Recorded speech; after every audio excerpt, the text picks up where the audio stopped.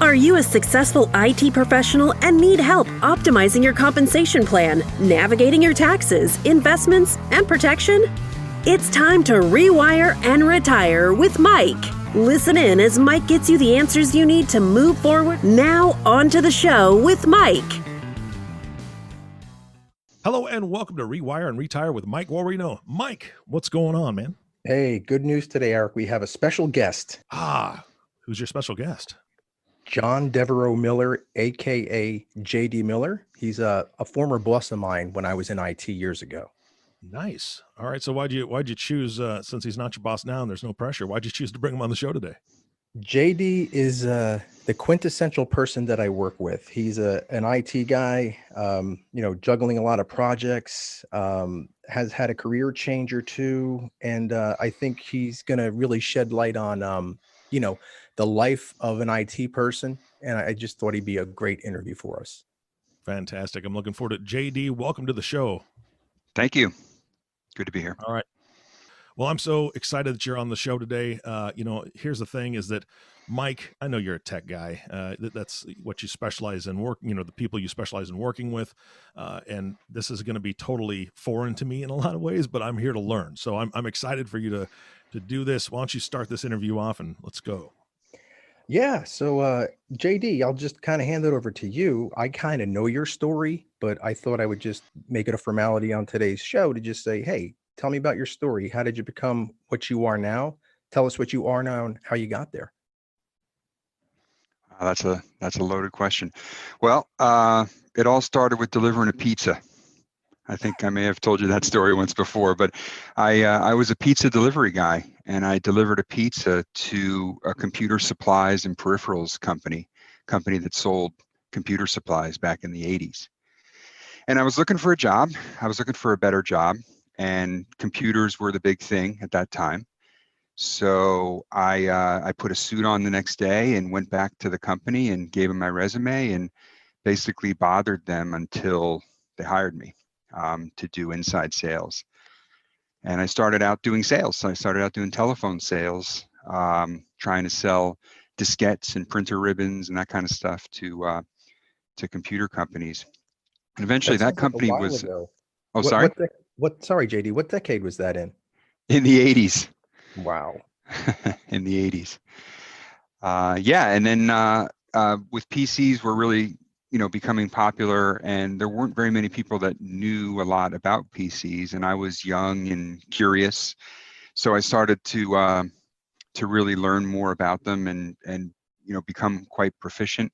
And then they put me on the sales floor of selling computers, and eventually they connected me with selling to corporations. So I was doing outside sales of computers and printers to corporations in Eastern Pennsylvania and North Jersey. So from pizzas to personal computers or PCs. So then how did you make the transition into corporate America? So what happened was I was selling computers to a company called ADP, Automatic Data Processing, the payroll people. And I was selling quite a few computers per month. And my contact there called me in and unfortunately told me he was going to have to stop buying from me because he was sort of a satellite office, and he was ordered to start buying centrally from the corporate office. So he told me he was going to have to stop buying from me, but he liked the advice I gave him and the service I gave him. So pretty much on the spot and very unexpectedly, he offered me a job after he just told me he wasn't going to buy anything from me anymore. He offered me a job and working in tech support under him. And I was at a point where I was looking for a job again. So it really was a good fit. And I entered the corporate world working for ADP in North Jersey. So what was it like making the pivot from, selling peripherals and PCs and diskettes and stuff like that to actual support? So you're kind of on the other side of things. How did that work out? I think as a sales guy, I was always trying to be an asset to people, trying to be a resource to people rather than just selling to them. So a lot of times I was doing support anyway, right? I was selling computers and selling printers, but I was also showing them how to use them, showing them how to service them, showing them how to get the most out of them, how to set them up. So really moving from sales to tech support, it wasn't a huge jump because I was already kind of trying to be of service, right? That's always what I'm trying to do. Right, right. So it was kind of a natural progression for you to go from sales to support because kind of some of your combo job as a salesperson was to support the stuff that you were selling to people. Yep, exactly right. Yeah, so then tell us how you like climbed the corporate ladder, so to speak. So you were in support for a while, and I think I came in as a support rep underneath you after you became a manager of that group. And so tell us how it went from support to management and then to where you are today. All right, so what happened was I started getting involved with the newer stuff. I was always curious.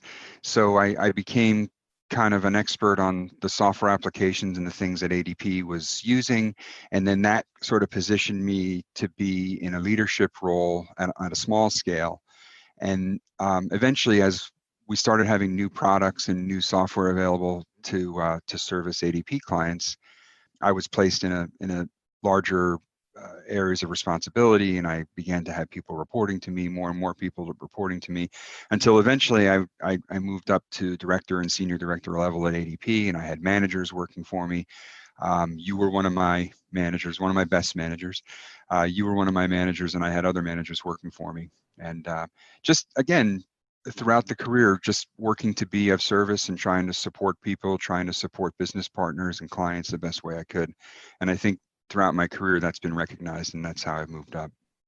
Yeah, when I was working for you, JD, when I first came on board, we were transitioning, believe it or not, a payroll product on DOS, disk operating system, right? And then we were bringing over to Windows, and that's kind of when I joined your team and started working for you. And then we took the Windows product and brought it onto the internet, and that's kind of the end of my career is when we finally got the payroll product on the internet. Tell me what's happened since I left. I left in 2006. So what has evolved with that since I've been gone? Well, I mean, you said it, right? A lot of our products moved to the internet, moved to the web. So instead of sending software on diskettes or CDs, right, we to clients and have them install that software at their site. Now all the software is installed centrally, right, in hosting centers, and the companies themselves maintain that software and maintain the hardware and the network and all the supporting infrastructure. We used to have a lot of problems, in fact, with client hardware and client networks, client tech support type issues with their own infrastructure. And a lot of those problems were eliminated by having our own hosting infrastructure, us hosting the software, and people just using, a PC and a browser to get to the website to use our products. Right. So you eliminate all the variables of people having different types of computers or different types of networks. Yeah, I remember going on a couple of those calls with you where, some big clients called us saying I can't do X, Y, or Z, and when we got on site, we realized it wasn't our product, but it was more like their network or something. So by Yeah. transitioning all that to the internet, you eliminate a lot of those problems. Yeah, and the other good thing it did from a sales perspective and a client retention perspective is it allowed us to start upgrading the software at will. We could add new features, new Right. capabilities. We could add billable options to products like on the fly, and then the clients can take advantage of those right away. It didn't require them to install something or buy additional hardware. And slowly, right, we started building these suites of apps that all work together. That really helped with retention and getting clients to use ADP for more than just payroll, right? Using it for time and attendance or human capital management Mhm. or taxation issues, recruiting, everything that ADP does, to support businesses. Yeah, so that's a great transition, and I know that they're probably heavily relying on the cloud right now or AWS, things like that on the back end. Yeah, ADP has a mix of infrastructure. We have our own hosting centers, multiple hosting centers actually that are redundant backups for each other. And then we also have some applications that are out in the public cloud, right, at AWS, Amazon Web Services. So yeah, we have a mix of that. And I think, part of the reason things have become so stable and with such good performances, we have these options. We can do things on our own infrastructure, or we can do things on the public cloud, and we can make those decisions based on the client need or based on how the app's going to be used. Yeah, and it must give the company total freedom, just with the ability to just do upgrades on the fly. Because right now, in the old days when I worked there, like we said, we were relying on the hardware that the client had. Now you can do upgrades on the fly. So it's been a pretty cool progression since I left. It sounds like you have a lot going on there. JD, let me ask you a question. I know that you left ADP, and I know the culture of ADP from being there, and I stayed there for a while because I liked it a lot. The culture is very unique, and I enjoyed my whole time there. I know that you had a job switch not too long ago, and you actually came back to ADP. Tell us a little bit about the change of culture, why you left, and maybe what brought you back. Okay, sure. Yeah, so I was at ADP for close to 30 years. Wow. And what happened was a family member became ill, and I wanted to be much closer to home, and I wanted to have a job that had a little bit less stress and maybe a little bit more flexibility in terms of time and work-life balance. And so a job became available that was very close to home, and really allowed me to use a lot of the same skills and experience that I had at ADP. So I went, and it was also kind of a different direction for me. The job was being manager of the IT operations center for a large insurance company. So I had never managed IT operations. I've worked with operations before, but I never actually managed the operations team. So it was kind of, in addition to being good from a work-life balance, right, from a family perspective, it was also good professionally. And I was there for 2 years. The family member got better, by the way. Everything was fine with that. Glad to hear that. Yeah, thanks. But then I did a lot of work on process improvement and stability and associate development on that team. The team that I had at the insurance company, they were sort of a forgotten group of folks. Like a lot of times we've called IT folks and operations folks like the island of misfit toys. That was very much the case. And I spent a lot of time trying to develop those people and help them with their career progression. So it was a rewarding experience. But a couple of years after I left ADP and been working in that leading that IT operations group, a new opportunity became available at ADP, and they contacted me, and we had a bunch of discussions, and it just made a lot of sense for me to return. Right. So you came back as a reliability owner. Tell us what that means. So what I do as a system reliability owner is, and I have colleagues that also have the role of system reliability owner. We are assigned different suites of products, and our sole, goal, our sole reason for living really is to help these different applications become as good as they can possibly be, and to improve the client experience for all the clients using those applications. So while we don't own the applications themselves, we own sort of the client satisfaction and the stability and the performance and the reliability, right? So the role that we have is we work with these teams to do root cause analysis, especially on outages or major performance problems. And we help them dig into, what's wrong with the application, what's wrong with the infrastructure, what's wrong with general processes that they're using, why are they having these problems here and there, and we help them figure out what we ought to be doing differently and how we might be able to fix it.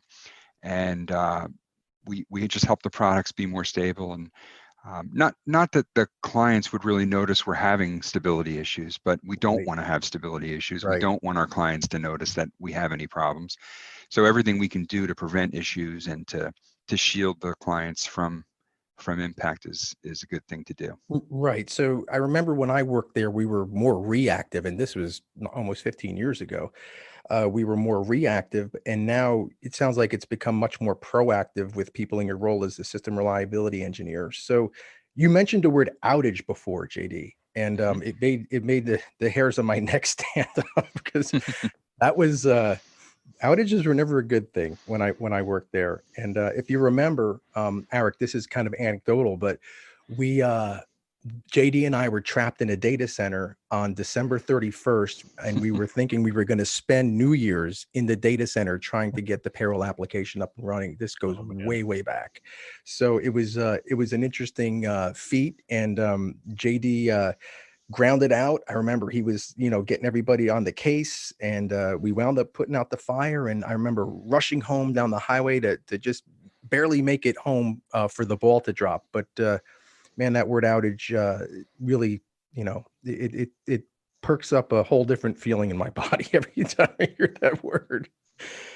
So JD, tell me, you've gone from one company to another and back to the same company. What I wanted to ask you was, do you have a specialty, or is there anything that you really kind of focus on inside your role as a system reliability owner?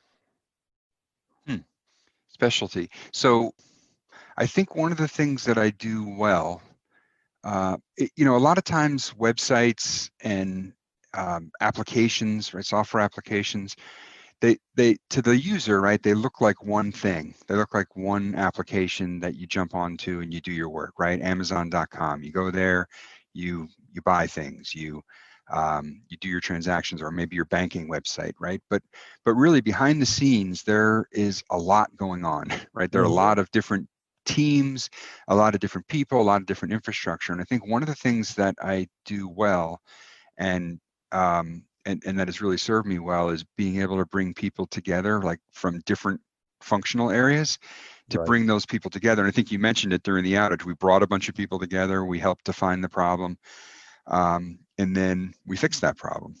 I think my specialty throughout the years has been sort of bringing cross-functional teams together to figure out a problem. Good. Yeah. And I've known you for years, and you're definitely a people person, and it shows.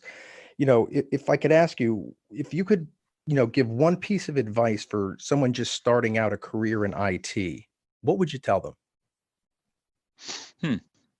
Well, you might think that I'm going to mention something technical, like become a database expert or become a network engineer. I would say the advice that I give to a lot of new people, and ADP does bring on interns from colleges as part of our internship programs.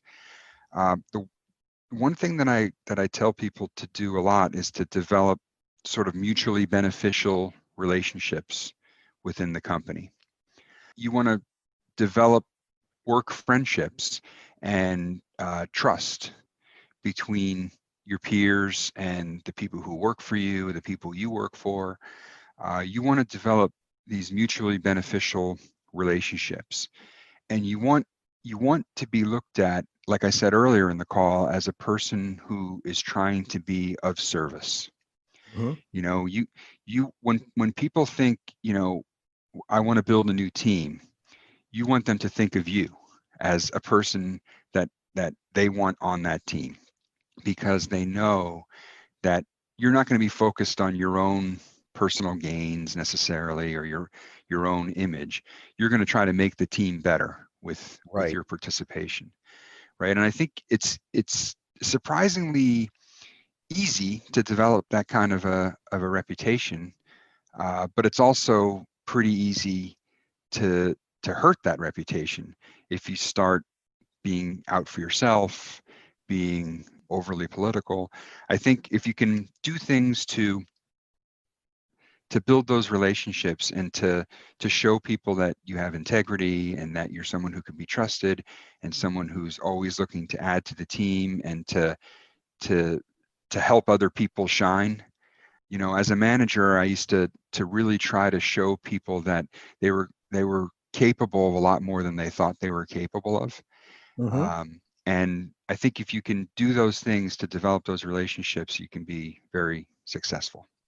That's great. That's really good advice. I was surprised you didn't go the technical route, but it sounds like diplomatic relationships and being a liaison and building trust is like really the key to, what you do. And it's not really dissimilar from what I do as an advisor. So Right. we obviously have to build trust and be reliable and so people can tap us on the shoulder and do things for them. Sounds like the same kind of thing happening there. I know we're kind of close to a close here, JD, and I don't want to rush you. Is there anything else that you wanted to say while you have this airtime with us? What you just said is pretty important. That's exactly what I would look for in terms of a financial advisor is trust and someone who's looking at helping me rather than just helping themselves. So I think that's a good point. What you just made. It's probably even more applicable than in the financial world, the financial service world, than it is in my world. And of course, it does still help to be very technical with me, right? I don't want to discount that. If we're giving advice to people that are just starting out in IT, they definitely want to try to become subject matter experts of the Right. thing they're working on. But yeah, I just want to agree with you what you just said. I think it is very important in financial services. Yeah, no, and I know what you do, and you go to war behind the scenes with people. I've been in the war rooms with you, and it's no small task what people do in IT behind the scenes. Like you said, you log on to Amazon.com, it's up and running. You put stuff in your shopping cart, you check out. Great. There's people behind that make that all work. Everybody thinks it's technology. Yeah, the technology is running it, but there's people behind the scenes that keep the engine lubricated and the gears turning every day. And I think a lot of times those folks go unrecognized. So JD, I'm here to say we appreciate what you do on the back end. We appreciate what all IT people do on the back end because it's extremely important. And I really appreciate having your time today. I know it's valuable. And I know we're close to a close because you had to skedaddle for a meeting. But before we close, Eric, I'm going to do something I've never done before. All right. I'm going to ask JD to look into my crystal ball and tell me what he sees. Okay. See, this is just you and I are on the same wavelength. I figured that you were going to turn it over to me at some point and say, "Hey, do you have any questions?" And my one question was going to be, I'm not going to lose this opportunity. I'm such a geek and a sci-fi nerd that what's the next big thing you see on the horizon, JD? But I'm going to leave that question on the table. Maybe, our folks can reach out, but we'll have you look into the crystal ball instead. Are you ready? Okay, I'm ready. Let's try it. All right. Good luck, JD. Yeah. JD, here's the thing. Just give it a good shake. Just shake it as much as you want and tell us what you see.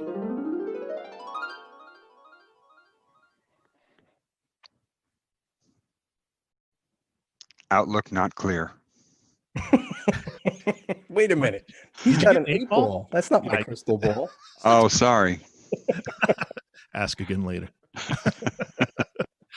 I'm the only one qualified to use a crystal ball around here. You guys can play with the 8 balls all you want. I have a crystal ball. All right. Well, then shake yours, dude. Just shake your ball. Okay. Outlook not clear. I don't know what that means. Yeah, well, what it means is that we're out of time. That's what that means. There's really no crystal ball is what it means. And we all have to fend for ourselves and try to make the best of everything. All right, then back to my question. I'm just going to be selfish. JD, in this last minute that you've got, what is the next big thing on the horizon that in your mind, that if you had to, we're not betting anything on this, but tell us what the next big thing in tech is. I mean, are we going to be transporting anytime soon? Are we, holograms? What's going on? I think the next big thing in tech. Okay. Well, it's already happening. I think autonomous vehicles, for instance, the Tesla and companies that are coming out with these self-driving cars. I think within the next 5 to 7 years, you're going to see that become ubiquitous. And you're going to see it in places that you're not seeing it right now, like tractor trailers that deliver goods. And mail and FedEx and other types of businesses that rely on deliveries and distribution. I think you're going to see a lot more autonomous vehicles doing that work.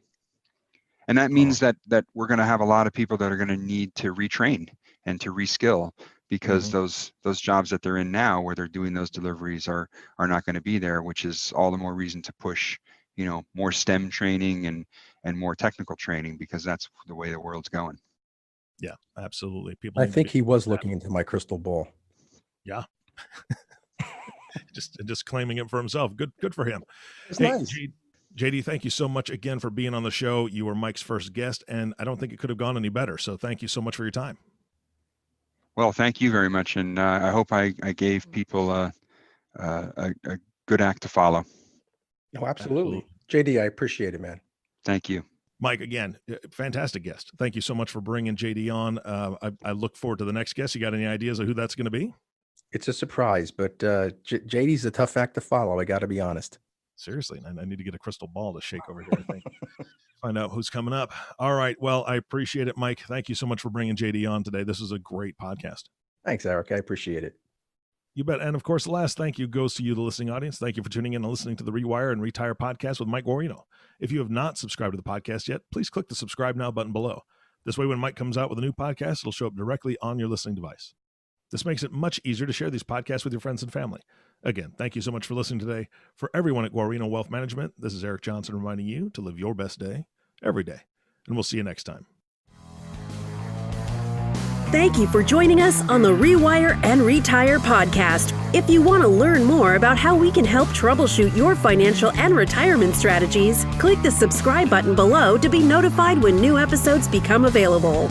The information covered and posted represents the views and opinions of the guest and does not necessarily represent the views or opinions of Guarino Wealth Management. The content has been made available for informational and educational purposes only. The content is not intended to be a substitute for professional investing advice.